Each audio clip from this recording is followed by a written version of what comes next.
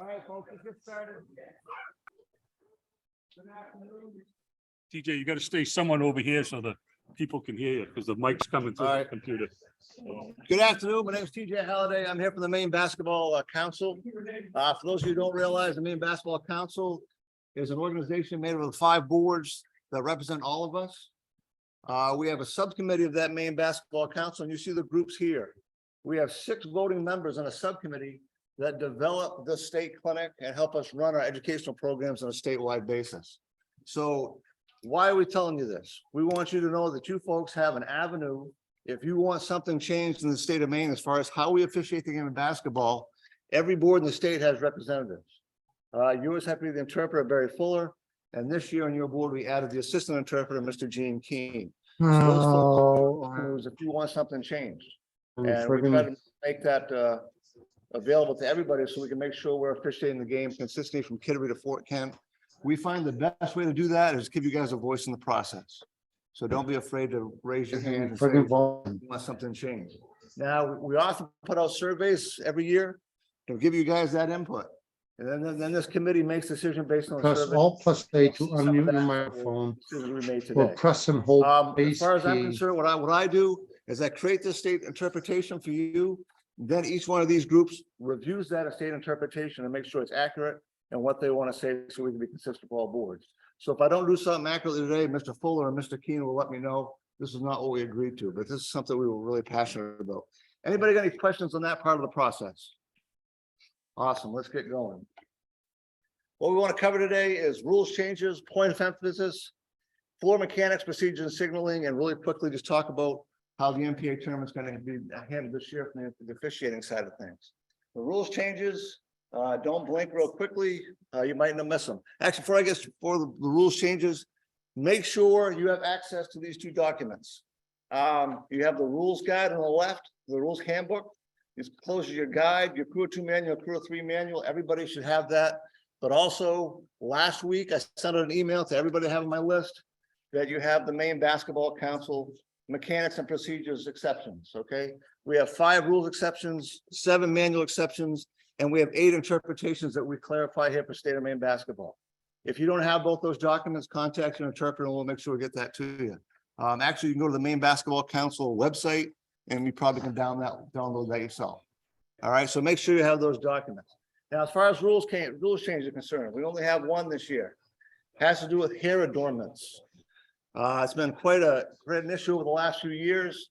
A lot of pressure from large metropolitan areas talking about how we create more flexibility for hair adornments. This year, they're going to start allowing some of that. They're going to start allowing some creativity.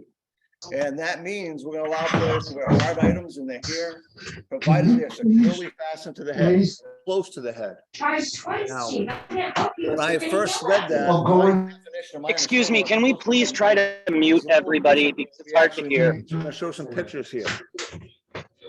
These things are going to be included in that rule. You can put beads in your hair, barrettes, bobby pins, and other adornments that are securely fastened. Here's a couple of examples of what would be legal. Okay, those are beads. Notice how they're tightly wound close to the head. Those be considered legal. All right, legal item there. This one here, I was surprised by. This is actually considered close to the head. Notice the bun. Okay, there's beads in that bun. The National Federation now say that's legal for this season. Anybody got any questions on that? That one I found a little surprising. Can you demonstrate that? No, I can't. I wish I could. These are also legal. The barrettes, the metal items, as long as they're securely fashioned, those are legal. Now you'll notice colors as well. There's no color restrictions on these items. So all of these items that you see in front of you are all legal. These would be considered illegal. If you look at picture number 6, those beads at the end of the hair, those can whip around a little bit. Those would be a security issue or a safety issue, and we would address those if we saw those. Same thing with number 7. There's some kind of metal clamps. If they're on loose hair, those would be considered illegal. And lastly, there's parts of this that are legal and parts of it's illegal. The endorments that are decorations, those little butterflies that just clip on, those would be considered illegal because they're not here to secure here. Those are just decorations. But the ones on the bun that are securely fastened would be legal. George, what do you got for questions? 6, 7, and 8. You see those in warm-ups, you go to the head coach. Yeah, And you say they may not participate Yeah. if we can see those. Yeah, exactly. Yeah. Any other questions? I think we're very fortunate. We're not going to deal with this as much as we are some of the major areas that we've seen throughout the country, but we still need to know it just in case it happens. Any questions? All right. No way they can cover those up. Nope, not that I'm aware of. They gotta, even if they did, they gotta be securely fastened. Yeah. All right. These are all legal as well. These are rubber bands. These can be in loose hair. You notice the number one over here, those can be rubber bands, that's all right. Number 2 with the ponytail, no problem. Part of the ponytails in 3 and 4, legal this season. Color, no color restrictions. They can get as creative as they want with those. All right, as long as they're rubber cloth elastic bands, they may be used to control hair. They're not required to meet color restrictions. Any questions? That's your rules changes for this year. That's it. Okay, let's go to the point of emphasis. The pregame meeting, this kind of ties into the rules change.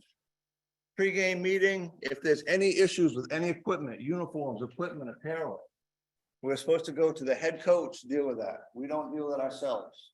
We go to the head coach and say, Coach, number 11 is wearing illegal apparel, and it's not up to them to take care of it. All right, that's a point of emphasis this year. The Federation wants to make that clear. All right, we should prohibit team members' participation in pregame warm-ups if there's a safety concern. It's not prohibited to wear illegal apparel in the warm-ups. You can wear illegal apparel.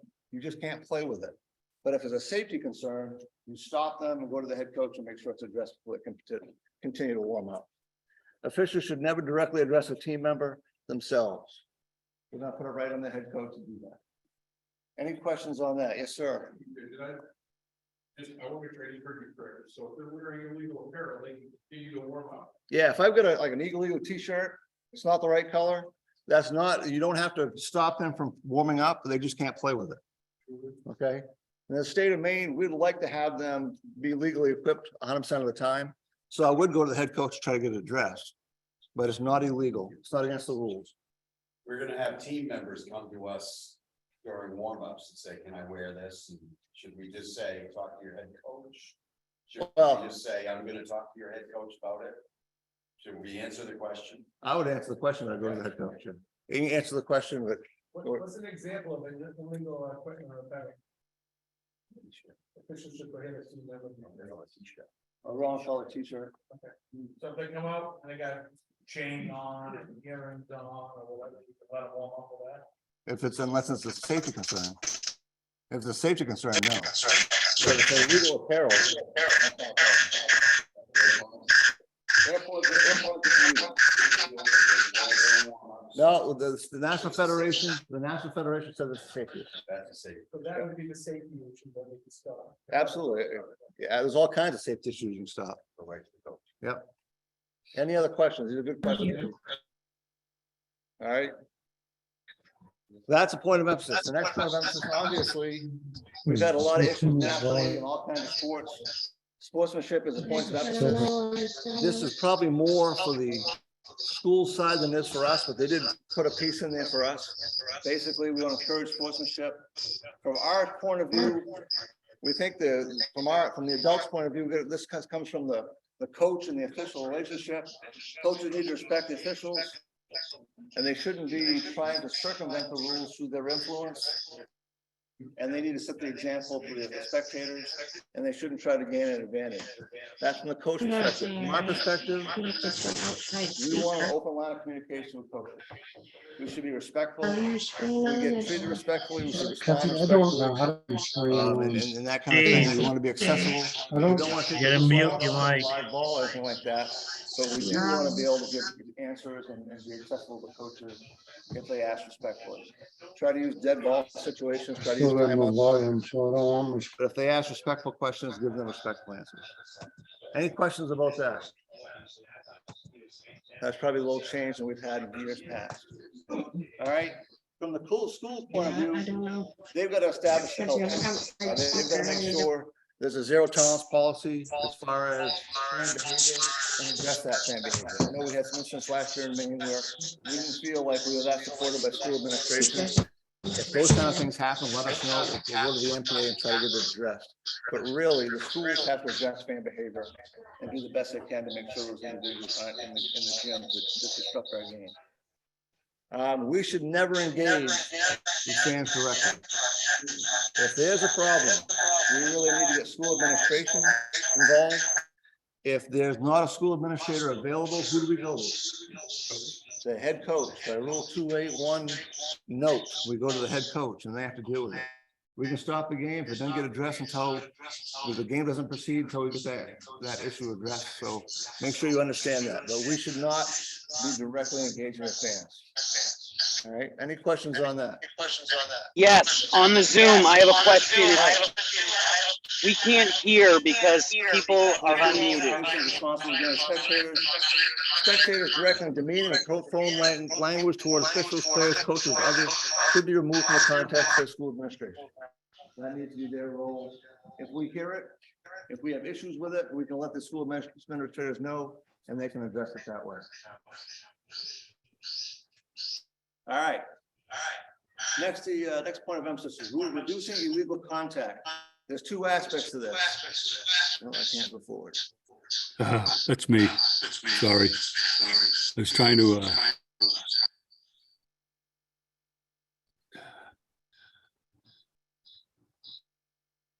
try it now. There you go. All right, two aspects. Players and coaches are expected to deal with playing rules for high school basketball. Officials are expected to enforce the rules as written and as intended throughout the entire game. Officials have made great progress in recent years, especially in the realm of hand checking, but we still have opportunities to improve freedom of movement, especially in the off-ball post-play areas. So we're trying to address that at this point of emphasis. I can't move again. Yeah, just a sec. I'm muting everybody. Okay, I think you're ready now. All right, there we go. So official off-ball post-play. All right, both offensive and defensive players are engaging in illegal contact. We understand that. Offensive players are creating space to try for goal. Defenders are using illegal tactics to try to defend those plays. So officials need to be willing to extend their coverage areas to get these plays. We're really good at ruling on ball contact. We're not as good at ruling on off-ball contact. And we see time and time again where there's illegal off-ball contact taking place. And we have officials unwilling to extend their coverages and get these plays right, especially in a crew of two. Especially in a crew. If you've got nothing going on in your primary coverage area, don't be afraid to extend off ball and look for that nearest competitive matchup that you can help with. If I'm officiating with Rob over there and he's got low post play, a ball handler, and all kinds of activity going on, if I've got nothing in my area, what can I do to help? So that's the kind of things that we want to try to do that. We really need to improve on off ball coverage. Here's an example. Watch the player in green here. He uses a knee to displace the offensive player. Excellent ruling by the lead I official. guess I just want to watch it on my phone because All right, excellent ruling. Watch this young man, the defender in white, uses their arms, impacting freedom of movement by holding, grabbing, arcing around the torso. Illegal contact that needs to be addressed. Okay.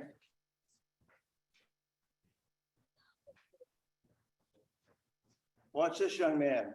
This is a growing trend. This is called the hook and hold. If you see someone with a bent elbow around the arm of somebody else, that's a tactic to try to hold somebody. Off ball, watch people freedom of movement as far as cutting to the basket. We have a center official here that should have had this ruling, but didn't see it because they were looking at the ball. Offensive players are also guilty. Look for players like this, using their body to displace the defender, back them down. That's illegal contact. Look for offensive players to use their arms, or hook and hold, and a push off. Probably both players fouled on that play. look out for that hook and hold, and then you see an offensive player push off, they go to the basket. These are the kind of things that we got to address. The other thing that to address, number 25 in the white here, uses what they call a swim stroke. Now she holds here, and then she bats the player's arm outside the passing lane. These are illegal activities. You can't remove a defender's arm from the passing lane. That's illegal. So look for those kind of activities this season. We'd like to see an increase in rulings in those areas. All right, what we definitely want to do, don't want to do, is see illegal contact like this and take the whistle out of the mouth and try to address it that way. This is not good officiating. This player fouled moving down the lane. They displaced the defender, and the lead official says, "Hey, I see you fouling there. Please cut it out. I don't want to blow the whistle." All right, don't do that. Make sure you address it. This young man here gets fouled. The defender illegally contacts the cutter. The official takes the whistle out of the mouth to talk to the guy, and it happens again while he's talking with the players. Okay, so we're 0 for 2 on this play. Talking to players, he's looking right at this. He ends up trying to talk to this crew, and we miss it again. We're going to be way more effective at cutting this activity down if we actually blow the whistle and charge a foul. Look where he's looking right now. He's looking at those two players, and it happens again in his primary coverage area. So make sure we learn from these kind of plays so we can not have them in our games. One of the things that we're seeing, though, we're seeing a little bit of guessing on entry passes. We're charging fouls on defenders on entry passes when at times the passes aren't that good and defenders aren't doing anything wrong. Try to be patient. If the defender's going to and through those offensive players and displacing them, that's a foul. But if the ball's hitting the defender's arm and they're not pushing through, that's probably a legal play. So try to get an angle on these plays before you make a ruling. We have a lot of folks that are just blowing the whistle anytime the ball gets deflected in the low post. Just make sure you have an angle, make sure you're seeing illegal contact before making that decision. Anybody got any questions on off-ball contact? Okay, really big low-hanging fruit for our officiating groups to try to get back, get the game back to where it needs to be. As far as officiating the entry pass, try to be fair to both players. Obviously, if the low post player, the offense player is getting pushed, getting kneed out of there, those kind of things, you get the foul. But don't assume a deflected pass means the defender committed a foul. Get an open view between offense and defense and penalize illegal contact, regardless if it's the offensive player or the defensive player when it occurs. But we're seeing illegal contact on both sides of the equation. Let's try to address that the best we can. This year, as you walk off the court, I want you to ask yourself a question. Did I rule an off-ball foul?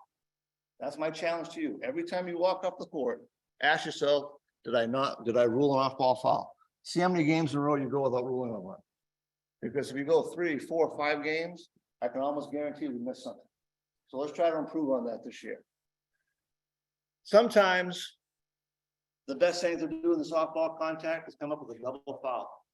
This is an outstanding ruling by the trail official. Notice where the play's happening. This is 6 feet in front of the lead official, yet the trail makes the ruling, okay? This is most likely a double foul. He rules a defensive foul, but he came out of his area, he saw the contact, and he addressed it. The lead had the ball and a defender in the corner. This trail recognized it and made a good decision making a ruling. But sometimes when we see 2 players who are committing illegal activity, sometimes when we miss the first foul, that happens. If when we pick it up, 2 players are fouling one another, sometimes the best ruling is a double foul. We obviously want to get the first foul, but if we don't see it, sometimes we have to go to that route. So try to keep that in mind as a season. So double foul is a good option to clean things up. All right, here's our manual. I talked about this a few minutes ago. Officials must be willing to assist a partner to rule off ball contact in a secondary expanded coverage area when the ball's in the partner's PCA. We just saw an example of that with that trail official.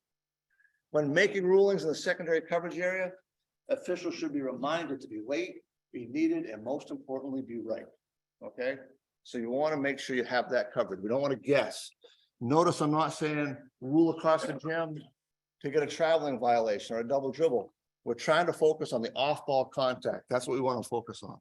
All right. Any questions on that approach? So that's right in our manual. Secondary coverage area mindset. This is really what you got to think about. If my partner has the ball and other competitive matchups in their PCA, what can I do to help? What can I do to help? I don't know if you watch a lot of basketball, but freeze games sometimes, just freeze them. And take a look at all the other players in the gym that don't have the basketball. More times than not, what you see is the other players looking at those players over there. The focus of all 10 players, the coaches and the fans, tends to be the ball. All right. So when these things happen with off-ball stuff, let's not be one of them. We have to be the one exception where we've got to find that nearest competitive matchup that can hurt us. Okay, if they're engaged, we want to try to find them. All right. Here's an example of that. As you look, this is a 3-person crew. You got a lead at the top of the screen, you got a center up there, and a trail down at the bottom of the screen. We have several matchups in this gym that we got to cover. Where should the trail be looking right now? Ball handler and primary defender. Okay, does anybody disagree with that? Okay, do we need anybody else in the gym, any other official looking at this ball right now? We don't, right? How often do you see it? Again, pause those games. We have a ball in the midcourt area. I can almost guarantee you 90% of the time we have a center and trail both looking at it. That's a waste of resources. Where should the center be looking? Wouldn't that be the best use of their resources? Okay, that's an engaged competitive matchup. Now look at the lead primary coverage area.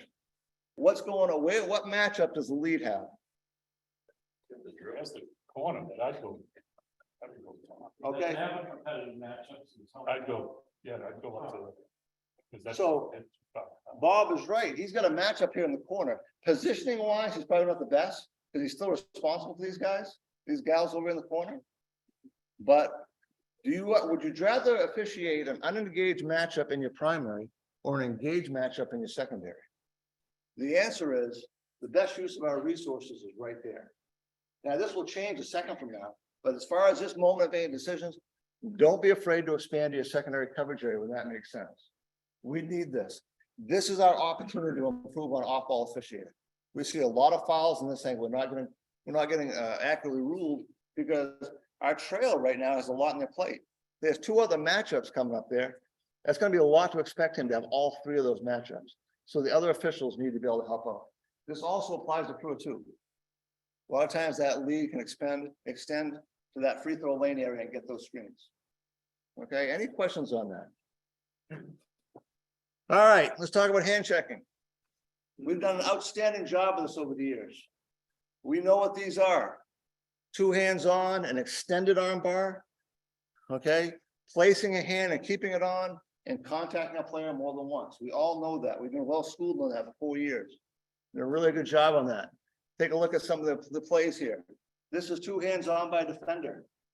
Outstanding ruling by the official. 2 hands on, the official stops the clock, rules a hand check. Well done.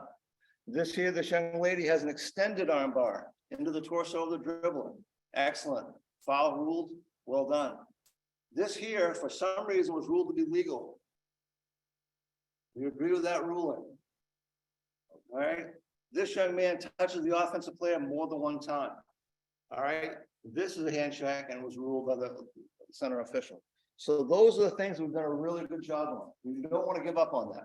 Keep that up. Let's watch these one more time. Hand check there. Extended arm bar. The key word there is extended. When they extended in the torso, this young man keeps a hand on the ball handler, runs stride for stride with him for 3 or 4 steps. That's a foul. And more than 1 touch. All right. So let's keep it up on those. Now, one thing we want to talk about, as interpreters, we talk about one aspect of this rule, placing a hand and keeping a hand on the ball handler. All right, watch this play here. In 0 blue, keep the hand on the ball handler. You'll see it right here. The hand goes on the hip right there. Was 0 blue able to keep his hand on the ball handler? Let's take a look at it again. All right, let's watch this play with 30 orange. Did she keep the hand on the ball handle? She definitely placed the hand on the hip, but did she keep it on? All right, see the hand on the hip? All right. Show of hands, show of hands. How many people in this room are ruling hand checks on those plays? Hand check, how many people are ruling a hand check? All right, here's the moral of the story. Placing a hand and keeping a hand on can be a foul. But if I take the hand, if I touch Dave right now and I take my hand off, that's legal incidental contact by rule. All right, the same holds true that if I put my hand on them and they bust by me and I can't keep my hand on them, that's also legal incidental contact. Those two plays are legal incidental contact. They weren't able to keep the hand on. You, sir. Can you, for advantage, ignoring it for an advantage? Not really. I wouldn't say you're ignoring it for advantages. The rule says you got to keep the hand on. And if you can't do it, whether I take it off or you bust by me, we're not going to interrupt the game for that because it's incidental by rule. If I went back a second time, I'm going to foul. If I kept it on, if I was running stride for stride with them up the court, I kept my hand on, that's a foul. But on those plays, make sure you understand that by rule, you got to keep it on to be a foul. Any other questions? All right, good. All right. We want you to be a thinking official. All right, so if you have a situation where a ball handler busts by an offensive player just like that, and a hand is put on as they go by, if that defender is just kind of like a bullfighter waving the red flag and they just drove right by him without any contact, we got a legal incidental contact. But the difference is, if they're running up the court, stride for stride, hand on, that would be considered a foul. Anybody have questions? All right. Here's what I think about it. That first touch is legal if they take it off. If they keep it on, it's a foul. All right, just kind of have that. We have some people that are robotically seeing a hand on and automatically going up the foul. And what we've tried to do over the last couple of years, this committee's talked a lot about not ruling incidental contact to be illegal. We want to have incidental contact. We want you to master the rule 427. Be really good at incidental contact. So TJ, it sounds like Tower's logic disadvantage is now back in play. Nope, not at all. No, it's not powerful. It's just legality. I have to keep my hand on to be a foul. That's just it. No more, no less. Tower philosophy, people tell you they don't need it because we got rule 427. Tower basically took it rule 427 and restated it. So it's all it is incidental contact. Anything to add? So that one hand on, directly, if it disrupts balance, speed, quickness, that's foul. Yeah, I'm gonna get to that right now. But that's the next phase. All right. So let's take a look at this play.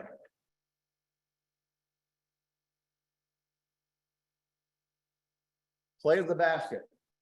Did she keep her hand on? No.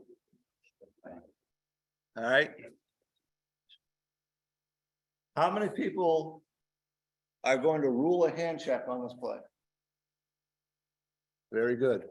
Very good. If you do, keep in mind, the defender placed it on for a split second, the offensive got by.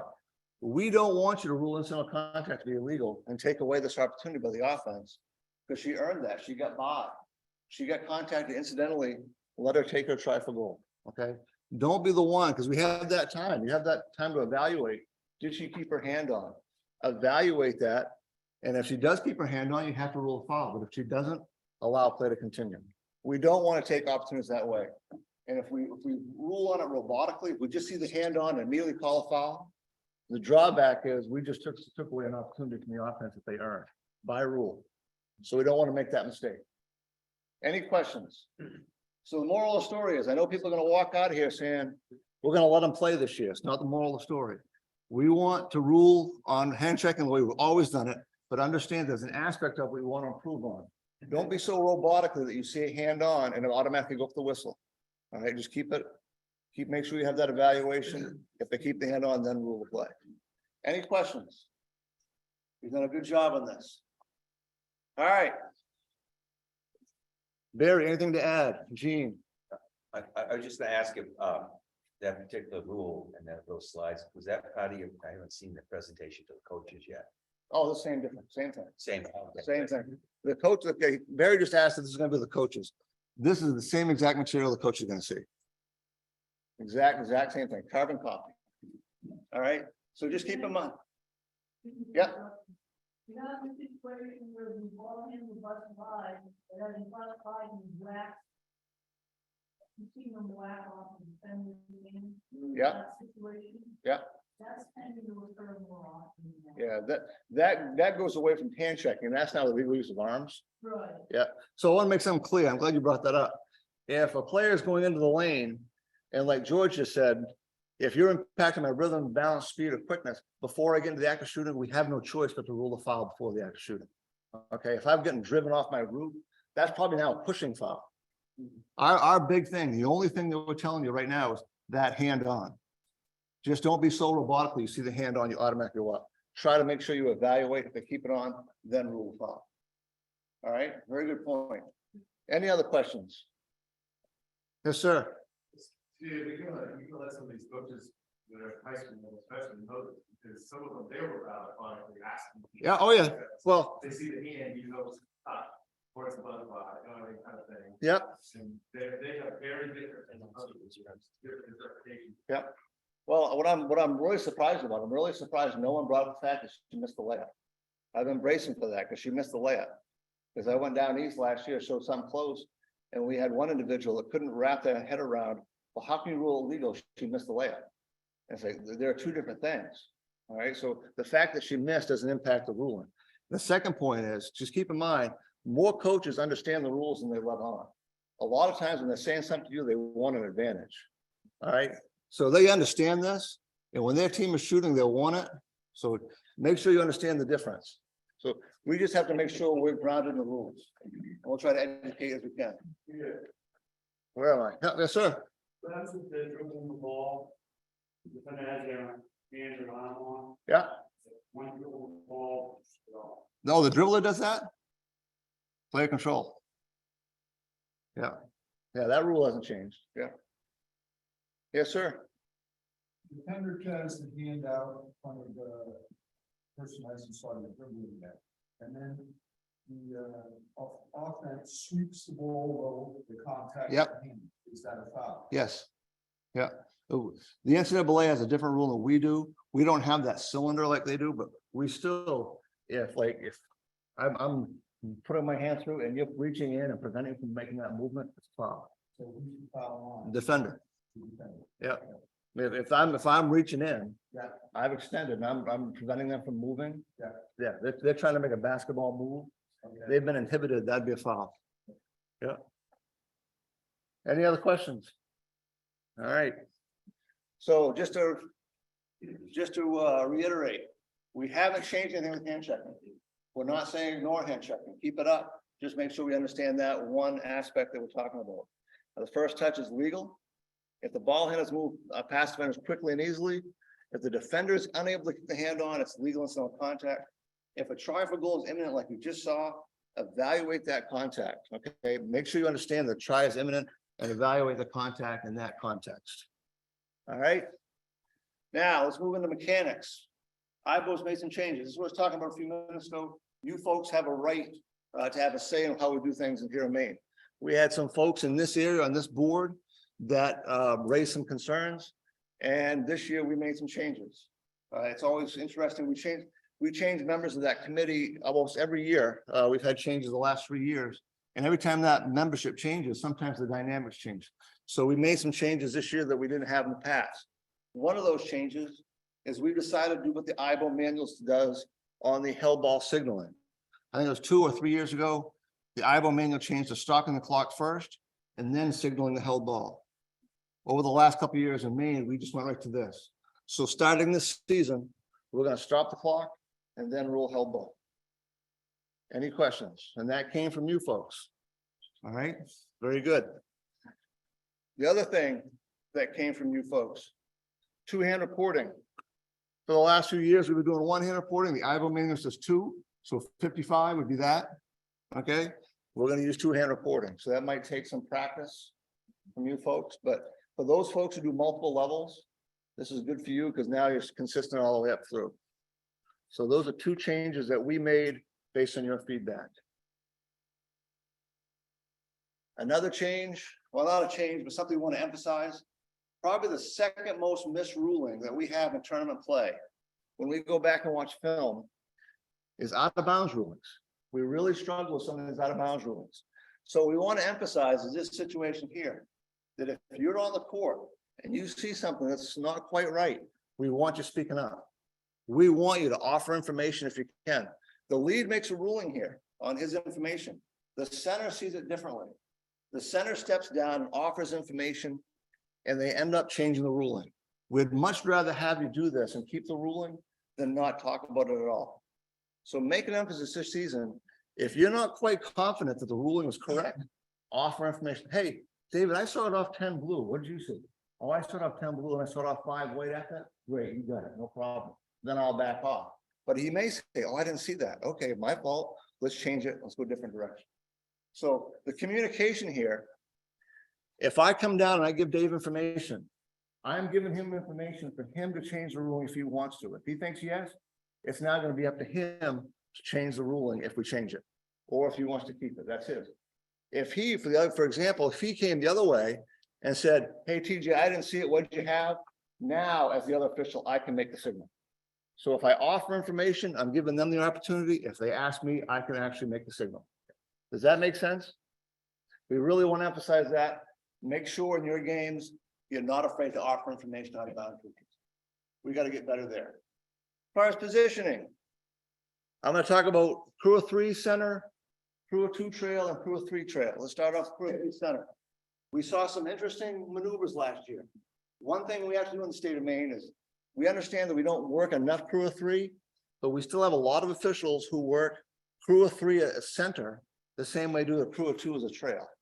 And they're completely different. So there's a couple things we want to try to improve on. If you're the crew of 3 center, your initial starting position is free throw line extended, sideline oriented. That's where your goal is to be in a possession.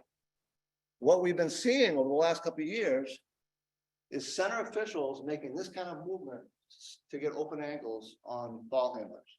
Now, we want our centers to be open. We want them to be sideline oriented. So we don't want them getting on the court like this. You might do this in a crew of 2, but on a crew of 3, we want you wide. So keep in mind, as a center, your mode of operation is going to be sideline oriented, probably between 1 lane space down and the 28-foot line. Sideline oriented. That's typically where you're going to be. So what we want to do is draw a line straight out from your initial starting position. And if the matchup is above that line, get under it and officiate from there. If the matchup is below the line, then you get over it and officiate from there. All right, so if you take your initial starting position and draw a line, where's the matchup? That's going to dictate whether I go under the matchup or over the matchup. Obviously, if the ball's in the corner, it is perfectly acceptable to step out onto the court if you need to get through a jump shooter in the corner. Any questions on that? We've seen a lot of confusion about, do I go over, do I go under? Basically, we want to put you in a situation where you're making the most efficient decision possible to get an open look as quickly as possible. If it takes me 2 steps to get over a matchup and 5 steps to get under, take the 2 steps, get the open angle. Get there as quickly as possible, but hopefully that helps you make that decision.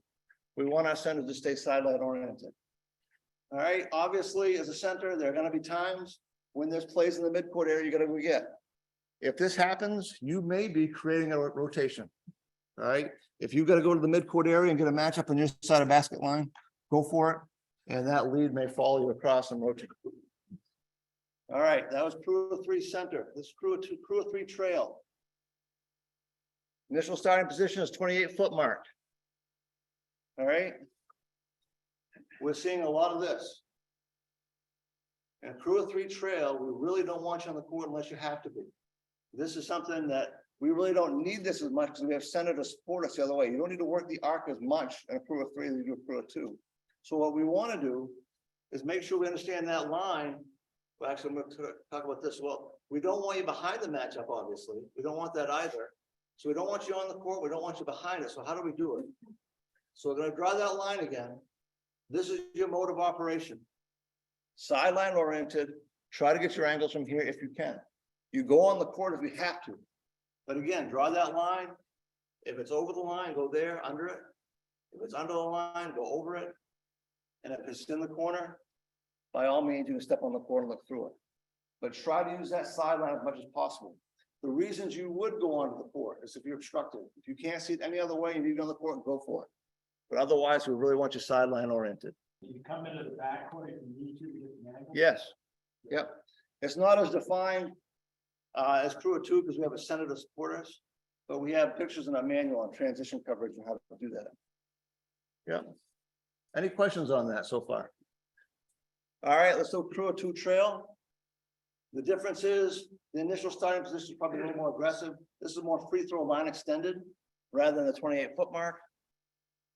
The big difference between crew of two is we do want you working the arc on crew of two. You have to, all right, to be successful. You've got that play across the court. So this might be a little aggressive, but at least shows you that you do have that authority. But again, if you can be sideline oriented, by all means, try to be sideline oriented until you can't get an angle. So kind of same concepts, but the big thing with crew of two is you will have this angle at times. If you've worked the arc and the ball reverses, most likely the ball goes back to that sideline. You might be in perfect position already by just turning and looking back toward the sideline. So that's the big difference. Any questions about moving over or under matchups? We'd like to see a marked improvement on that this year. Yeah. Yeah. Yep. Yeah. Yeah. Yeah. We see a lot of people hanging out here doing this. You know, we still love you if you have to do this. We love all officials, but if you're doing this most of the game, you're probably not gonna win a state championship. That's all I'm saying. Others more. All right. It's not equal. Let's take a look at situation here. Let's watch the trail in this play. See the trail at the top of the screen? What does she do wrong? Magic spot. All right. How much urgency does she show in this play? All right. What if she did that? Would she be better off? We've got a defender that's running toward that shooter. If you get in this habit, watch the passing activity. She could have moved during the pass. If she had stepped down during the pass, she might have been in a right at perfect position as that player caught the ball.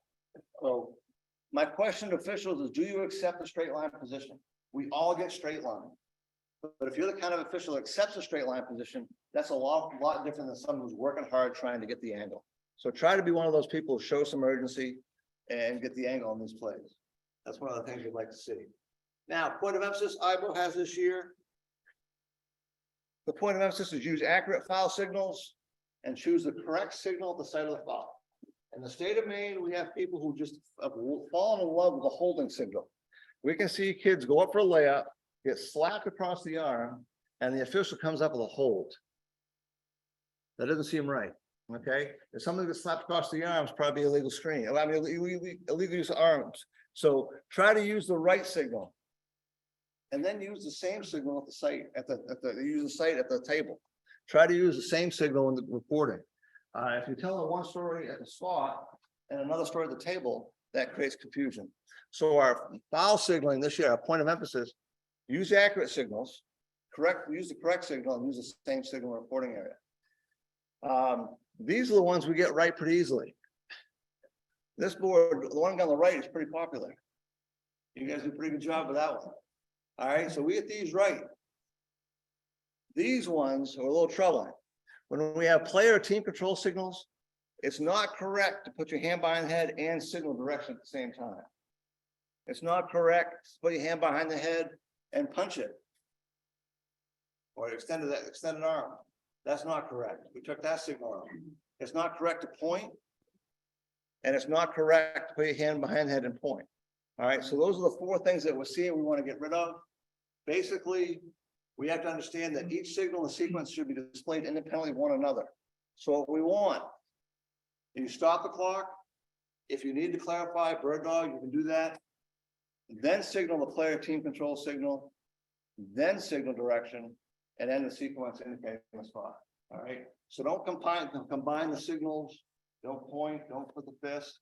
Just try to do each one independently. Stop the clock, behind the head, signal direction, and then the indication. Any questions on that? That's something we really need to work on. Here's an example of just an unbelievable sequence of what we want to see. Behind the head, signals direction, and then indicates the spot.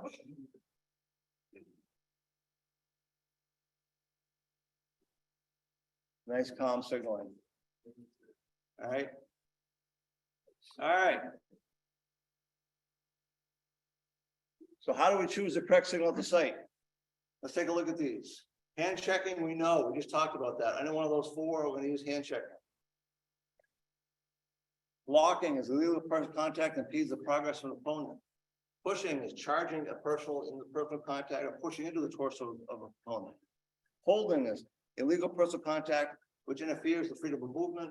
And illegal use of hands and arms is not legal. It is not legal to use hands and arms on an opponent which anyway inhibits freedom of movement. Those are the definitions. Let's try to break this down a bit.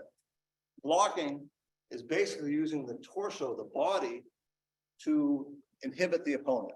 If you're impeding using the torso, that's probably a blocking foul. All right. So try to think about that. If I see players moving across the court and I'm using my torso to try to inhibit them, we're going to stop the clock and we're going to single block. All right. If I'm using my torso into the opponent and I'm charging into them or pushing them, using my hands, my arms, my shoulders, or anything along those lines, that would be a pushing foul.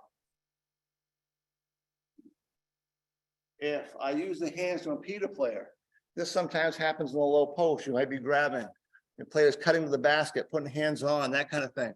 That's probably the holding signal. I saw one the other day where a kid was trying to catch a ball, but he missed and he grabbed the opponent. That would be holding, okay? That's the holding foul.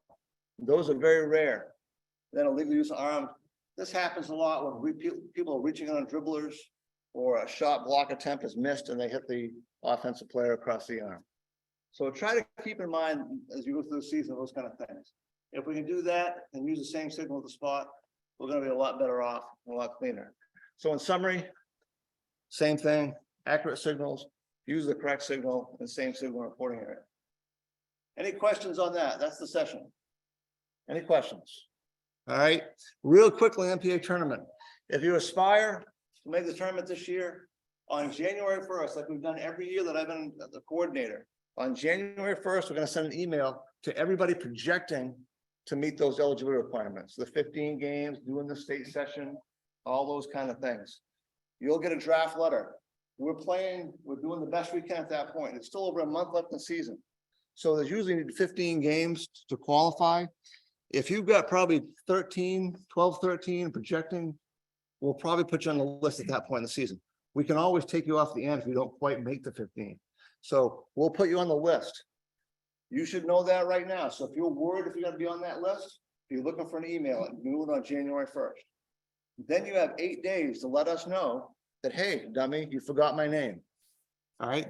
If we made a mistake, that's your opportunity to contact, say, hey, wait a minute, I should be on that list. And then we'll fix it. Then on January 9th, we'll send that to the MPA and they'll take care of it. On January 15th, everybody who's eligible is going to get their ballot. Okay. And that's where you give us feedback on who you think belongs there as far as your fellow officials. All right. You'll have a week to get that done. And on February 10th, we'll announce the tournament pool. So everybody should know that if you think you're trying to get into that pool or not. Any questions on that? All right. The big difference this year is the MPA has done away with school lists. We're no longer going to get school lists anymore. So really the only feedback we get for postseason is going to be what you give us. So really important to do that honestly and do it effectively. All right, so no list by schools this year. It says that they'll try to continue the 2 blocks. Yeah, they can still block 2. That's the only information we're gonna get the MPA is. All right, Chevrolet doesn't want Halliday and Fuller. They don't get them. That's it. All right. That's the only information we're gonna get. Any questions on tournament? Our observation strategy, the site supervisor is going to emphasize those folks getting close, especially that 35 to 49 group, if they're projecting to get their 15 games in. We will make it a point to see you folks this year. And we'll try to make sure you get some feedback. Maybe twice. Maybe a couple times, yeah. So we have 17 people in that group. If you're wondering where you are in that group, you can go to the council website right now, put your email address in, right there. And it will give you a report where you are as far as your total games. We keep track of all the total games up to 50. So if you want to see your name, it will tell you how many games that we think you have at this point. Again, if there's a mistake, let us know, we'll fix it. Because this drives our activity as far as observations. All right. Anybody got any questions? During the season, if you have rules-based questions, please bring them to your interpreter. If there's something that is off the wall that needs to be discussed, we have a committee that we all told bat things around. We'll make sure we get an answer for the state, but go to them first. And if he needs help, we'll definitely, as a group, decide on something that when it comes up. If you have no questions, that's what I have. Thank you for your time.